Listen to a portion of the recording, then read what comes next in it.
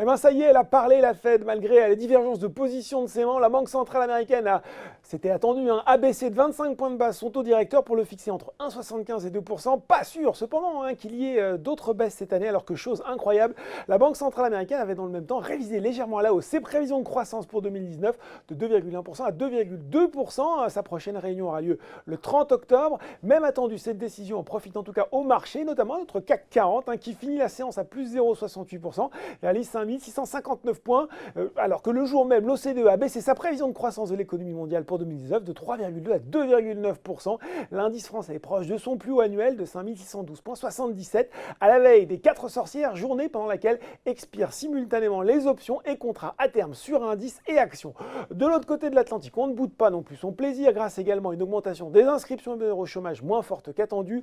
Le Dow Jones prend 0,35% et le Nasdaq 0,61% vers 17h40.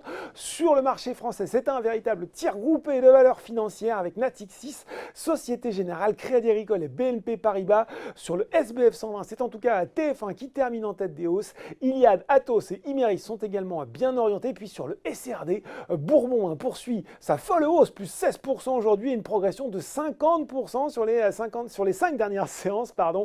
Côté baisse, ArcelorMittal est pénalisé par les prévisions inférieures aux attentes de son confrère américain US Steel qui cède 11% sur le marché américain.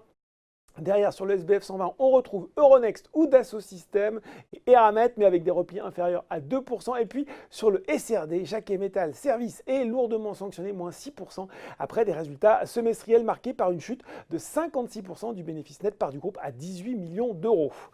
Voilà, c'est tout pour ce soir. Exceptionnellement, pas de débrief bourse demain. On se retrouve donc lundi, mais en attendant, n'oubliez pas tout le reste de l'actu éco et finance est sur Boursorama.